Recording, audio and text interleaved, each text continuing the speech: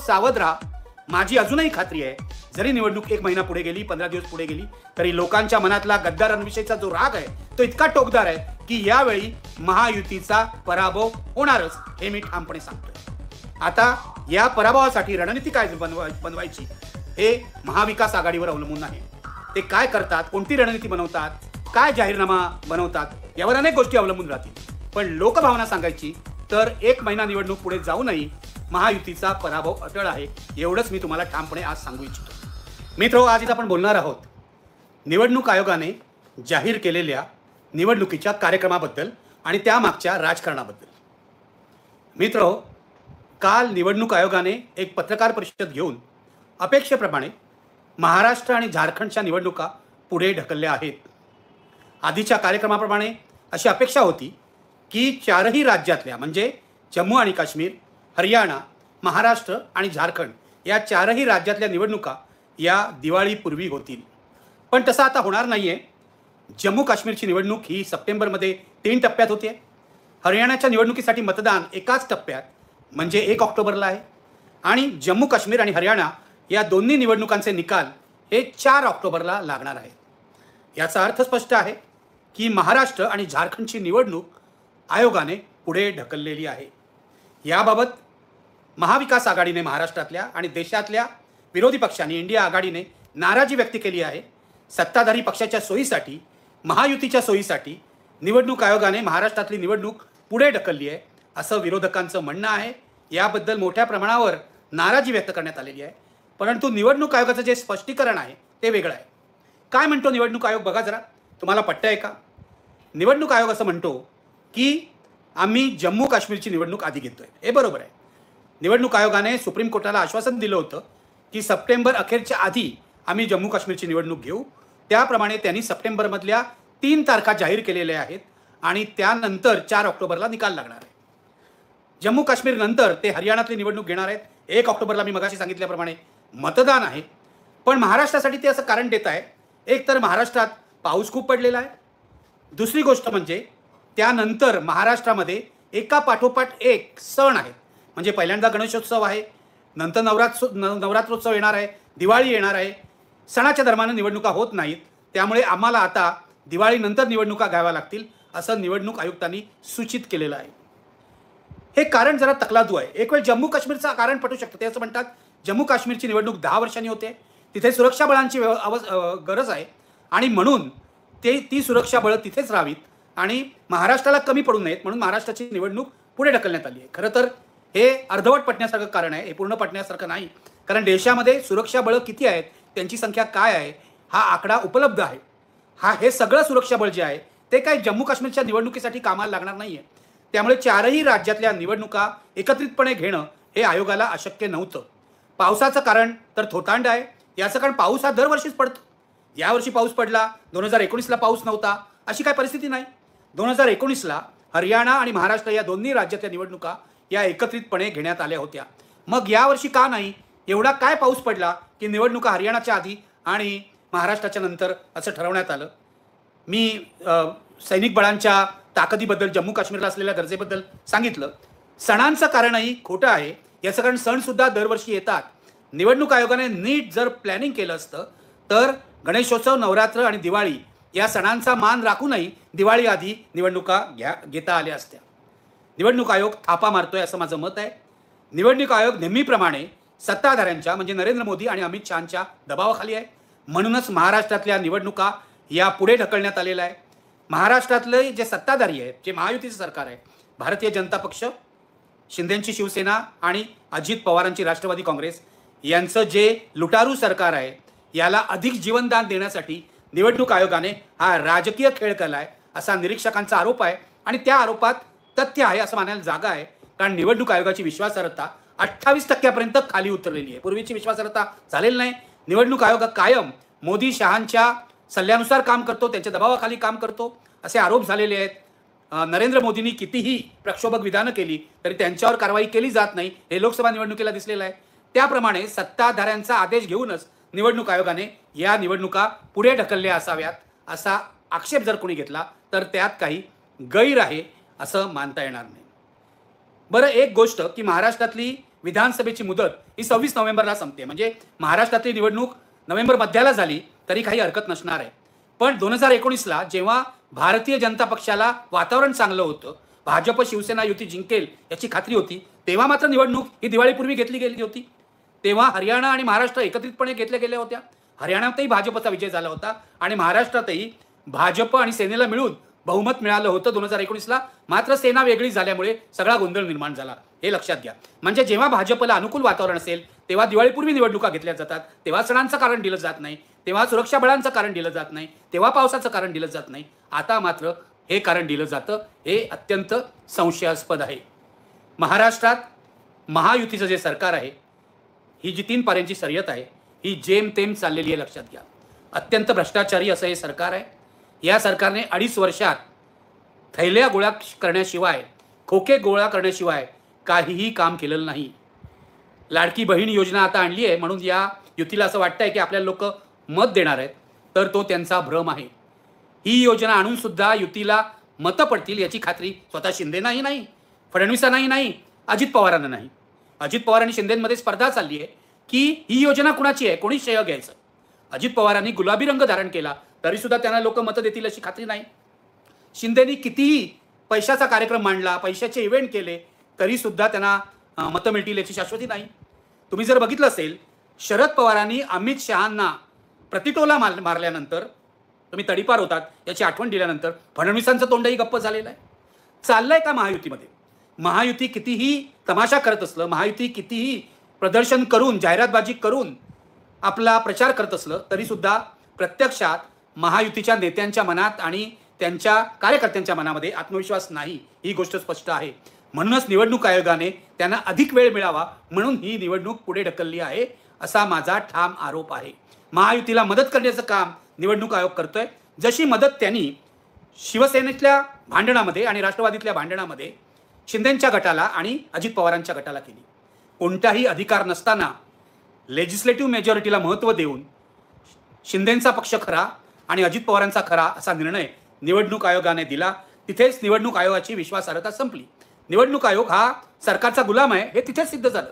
त्यामुळे आता त्यांनी निवडणुकांच्या तारखा या महायुतीच्या सोयीनुसार दिल्या तर मला काही आश्चर्य वाटणार नाही.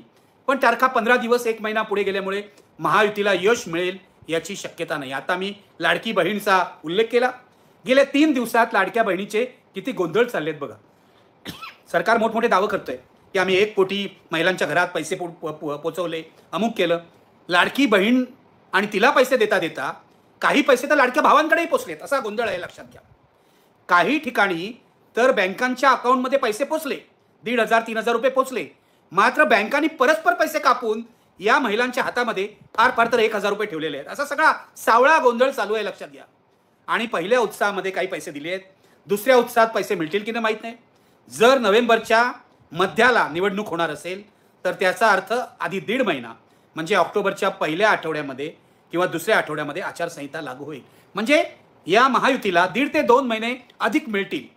पण एखादा ढ विद्यार्थी परीक्षेला बसतो, तो वर्षभर अभ्यास करत नाही आणि त्याला अधिक 15 दिवस किंवा महिना मिळाला म्हणून असे काही ते फारसे दिवे तो लावू शकतो अशातला प्रकार नाही. हुशार विद्यार्थी, चांगला अभ्यास करणारा विद्यार्थी वर्षभर अभ्यास करतो आणि परीक्षेमध्ये उत्तीर्ण होतो. महायुती मुळात ढ नेत्यांची युती आहे, ढ कार्यकर्त्यांची युती आहे. त्यामुळे 15 दिवस अधिक मिळून ते काही फारसे दिवे लावू शकतील असं दिसत नाही. लक्षात घ्या, महायुतीतली भांडणं थांबलेली नाहीत, उलट वाढलेली आहे. मंत्रिमंडळाच्या बैठकीमध्ये एकनाथ शिंदे आणि अजित पवारांचं भांडण झालेलं आहे. अजित पवारांनी रुग्णवाहिकेच्या योजनेच्या कागदपत्रांवर सही करायला नकार दिला, त्यामुळे एकनाथ शिंदे नाराज झाले, अजित पवारांवर चिडले. ही बातमी ताजी आहे. अधिकाऱ्यांमध्ये भांडणं चालू आहे. महिला आणि बालकल्याण विभागाचे सचिव जेव्हा लाडकी बहीण योजनेबद्दल काही सांगत होते तेव्हा IT च्या सचिवांनी त्यामध्ये हस्तक्षेप केला आणि काही सुधारणा सुचवल्या. तेव्हा महिला विभागाचे सचिव चिडले आणि त्यांनी माझ्या विभागात ढवळाढवळ करू नका असं दुसऱ्या सचिवांना सांगितलं, म्हणून मुख्यमंत्र्यांना हस्तक्षेप करायला लागला. तिथे धनंजय मुंडे आणि त्यांचे सचिव यांच्यामध्ये जबरदस्त धुमसचक्री चालू आहे. शेवटी या सचिवांची बदली करावी लागली सरकारला. माझा कंत्राटदार प्रोग्राम तर जोरावर आहे. नव्या योजना काढायच्या, कंत्राटाने पैसे द्यायचे आणि त्यात स्वतःचा वाटा वसूल करायचा हा उद्योग चाललाय. महाभ्रष्टाचारी असं हे सरकार आहे. का वेळ वाढून पाहिजे त्याची ही कारणं आहे की लोकांच्या मनामध्ये या सरकारविषयी विश्वास नाही, जरी लाडकी बहीण योजनेत 1,500-3,000 दिले असले तरी हे पैसे पुढे मिळतील याची काहीही खात्री नाही आहे ना. हे गद्दार सरकार आहे, याविषयीचा राग असून पूर्णपणे शमलेला नाहीये हे लक्षात घ्या. जागा वाटपाचं बघितलं तर शिंदेनी 1,200 जागा मागितल्या आहेत, त्या मिळण्याची त्यांना शक्यता नाही. अजित पवार 80-90 जागा मागतायत, त्या मिळण्याची त्यांना शक्यता नाही. आणि भाजपला 160 ते 170 जागा लढवायच्या आहेत. या सगळ्यांच्या जागा जर एकत्र केल्या तर 450 पेक्षा जास्त जागा होतात. त्यामुळे 288 सदस्यांच्या विधानसभेमध्ये या लोकांना एवढ्या जागा मिळणं शक्य नाही. त्यामुळे तिन्ही पक्षाच्या नेत्यांच्या मनामध्ये बंडखोरींची खूप चिंता आहे. हा जो नवा वेळ निवडणूक आयोगाने यांना दिला आहे तो कार्यकर्त्यांची मनं वळवण्यासाठी उपयोगी येईल असं महायुतीच्या नेत्यांना वाटतंय. मात्र जे कार्यकर्ते तिकीट न मिळाल्यामुळे बंडखोरी करणार आहेत ते काय मागे हटतील अशी शक्यता नाही. मित्र, मी तुम्हाला सांगतो, एका बाजूला एकनाथ शिंदे आणि अजित पवारांमध्ये भांडण चालू असताना दुसऱ्या बाजूला देवेंद्र फडणवीसांचं पूर्णपणे खच्चीकरण झालेलं आहे. पूर्णपणे केंद्रीय नेतृत्व देवेंद्र फडणवीसांवर विश्वास ठेवायला तयार नाही. देवेंद्र फडणवीसांकडे निवडणुकीची सूत्र महायुतीच्या सोपवायला तयार नाही. ही निवडणूक आम्ही एकनाथ शिंदेंच्याच नेतृत्वाखाली लढू असं देवेंद्र फडणवीस यांनी जाहीर केलेलं आहे. मात्र स्वतः एकनाथ शिंदेना आणि त्यांच्या सहकार्यांना याची खात्री नाही. निवडणुकीनंतर पुन्हा एकदा देवेंद्र फडणवीस किंवा भाजपचे नेते हे मुख्यमंत्री पदावर दावा सांगतील असंही कुजबूज आहे आजमध्ये. दुसऱ्या बाजूला अजित पवारांचा पूर्ण धुवा उडेल या निवडणुकीत असं भाजपवाल्यांनाच वाटतंय. अजित पवार सोडून द्या, भाजपवाल्यांनाच वाटतंय. त्यामुळे अजित पवार निवडणुकीपर्यंत जरी आपल्याबरोबर राहिले तरी निवडणुकीनंतर पुन्हा एकदा शरद पवारांबरोबर जाऊ शकतात अशी कुजबूज चालू आहे. एकूण महायुतीत सावळा गोंधळ आहे. त्यामुळे आता 20 ऑगस्टला म्हणजे पुढच्या आठवड्यामध्ये कोल्हापूरमध्ये महायुतीच्या प्रचाराचा नारळ फुटणार असला तर या नारळाचे 3 तुकडे कोणी करायचे यावर सुद्धा यांच्यामध्ये वाद होऊ शकतो, हे लक्षात घ्या. ही जी महायुतीची अवस्था आहे, जी भांडणं चालली आहे, कंत्राटच्या कमिशनवरून जी वादावादी चाललेली आहे, स्थानिक नेत्यांमध्ये जो बेबनाव आहे, कोणत्या पक्षाच्या नेत्यांनी कुणाला तिकीट द्यायचं, आम्ही दुसऱ्यासाठी काम करणार नाही, या ज्या धमक्या येत आहेत, यामुळे महायुती ही प्रसिद्धी खूप करत असली, खोटे सर्वे सुद्धा प्रसिद्ध करतायत. तुम्हाला आठवत असेल काही महिन्यांपूर्वी एक सर्वे प्रसिद्ध झाला होता झी न्यूजमध्ये. त्यामध्ये फडणवीसांची लोकप्रियता ही शिंदेच्या लोकप्रियतेपेक्षा कमी दाखवली होती. हा सर्वे खोटा होता हे स्पष्ट होतं. या सर्वे विरुद्ध भाजप कार्यकर्त्यांनीच बोंब मारली आहे, लक्षात घ्या. तसाच एक एआयच्या मदतीने सर्वे आता झी न्यूजने केलेला आहे आणि त्यामध्ये महायुती जिंकणार असं दाखवत आहेत. दुसऱ्या बाजूला टाइम्स नाऊवालेही खोटारडे सर्वे करतायत. माझं तर म्हणणं, तुम्ही सर्वे जे आहेत सर्व अशा प्रकारे आलेले महायुती जिंकणार सांगणारे हे कापूनच ठेवा, याची नोंद ठेवा. कारण हे सर्वेवाले निवडणूक निकालानंतर 100% खोटे ठरणार आहेत, हे लक्षात घ्या. महायुतीला अधिक मार्क मिळावेत, महायुतीच्या जागा वाढाव्यात म्हणून हा सगळा धंदा निवडणूक आयोगाने केलेला आहे. त्याचा निषेध करावा तेवढा थोडा ठरेल. मात्र दुसऱ्या बाजूला एक धोका सुद्धा आहे. महायुतीला 15 दिवस किंवा 1 महिना प्रचाराला अधिक मिळेल खरं आहे, पण दुसऱ्या बाजूला जर हरियाणामध्ये भाजपचा धुवा उडाला जी शक्यता आहे, जम्मू काश्मीरमध्ये भाजपला फटका बसला जी शक्यता आहे, तर त्या निवडणुकीचे अप्रत्यक्ष परिणाम हे महाराष्ट्र आणि झारखंडवर होणारच. थेट परिणाम नाही झाले तरी अप्रत्यक्ष परिणाम होणार. याचं कारण जो पक्ष हरतो त्या पक्षाच्या कार्यकर्त्यांच्या नीतिधैर्यावर परिणाम होतो. त्यामुळे निवडणूक आयोगाचा हा निर्णय उलटू सुद्धा शकतो जर हरियाणात आणि जम्मू काश्मीरमध्ये भाजपचा पराभव झाला. तीही भीती महायुतीच्या नेत्यांच्या मनामध्ये आहे. निवडणूक आयोगाचा निर्णय आपल्या बाजूने असला तरी त्याचा उपयोग करून कसा घ्यायचा याविषयी सुद्धा एकमत नाही. दुसऱ्या बाजूला महाविकास आघाडीसाठी हे एक आव्हान आहे. याचं कारण महायुतीला जास्त दिवस मिळणार आहेत, तेवढेच दिवस महाविकास आघाडीला मिळणार आहे. आपल्या प्रचाराचा जोर, आपल्या प्रचाराची आक्रमकता कशी टिकवून ठेवायची, त्यामध्ये कल्पकता कशी दाखवायची, अधिकाधिक लोकांशी संपर्क कसा साधायचा, आपला जाहीरनामा लोकांपर्यंत कसा पोचवायचा, हे आव्हान महाविकास आघाडी पुढे आहे. काल महाविकास आघाडीची सभा जोरदार झाली हे मी तुम्हाला सांगितलं. मात्र गोदी मीडियाच्या खेळामध्ये महाविकास आघाडीला बदनाम करण्याचा खेळ आजपासूनच सुरू झालाय. आजची महाराष्ट्र टाइम्सची तुम्ही हेडलाईन वाचा, उद्धव ठाकरे बेदखल. आता उद्धव ठाकरे बेदखल या वाक्याचा अर्थ काय होतो हे तुम्हाला माहिती आहे? एखाद्याला बेदखल करणं म्हणजे काय? ज्याला मराठी समजतं त्याला माहिती आहे. एखाद्याची दखल न घेणं आणि एखाद्याला बेदखल करणं याचे 2 वेगळे अर्थ होतात. कालच्या सभेमध्ये म्हणे महाविकास आघाडीने उद्धव ठाकरेंना बेदखल केलं. ही बातमी लिहिणारा, ही बातमी देणारा पेपर कोणता आहे तर तो महाराष्ट्र टाइम्स आहे. ही बातमी लिहिणारा माणूस 100% महायुतीच्या सेवेतला असणार. महायुतीतल्या मुख्यमंत्र्यांच्या किंवा उपमुख्यमंत्र्यांच्या दरबारातला असणार याविषयी माझ्या मनात शंका नाही आहे. कारण उद्धव ठाकरेंच्या कालच्या सभेमध्ये काय झालं हे मी माझ्या कालच्या व्हिडिओमध्ये सांगितलेलं आहे. मला मुख्यमंत्री व्हायची इच्छा नाही, तुम्ही मुख्यमंत्रीपदाचं नाव जाहीर करा असं त्यांनी पवारांना सांगितलं आणि काँग्रेसवाल्यांनाही सांगितलं. यामध्ये बेदखल होण्याचा प्रश्न कुठे आला? तुम्ही फार तर असं म्हणू शकता की उद्धव ठाकरेंकडे दुर्लक्ष केलं पवारांनी किंवा काँग्रेसनी, पण बेदखल झाले म्हणजे काय? उद्धव ठाकरे हे महाविकास आघाडीच्या प्रचार मोहिमेचे प्रमुख आहेत, त्यांना बेदखल कसं करता येईल? तेव्हा चुकीचा शब्द वापरून अपप्रचार करून महाविकास आघाडीला बदनाम करण्याचा सावध राहा.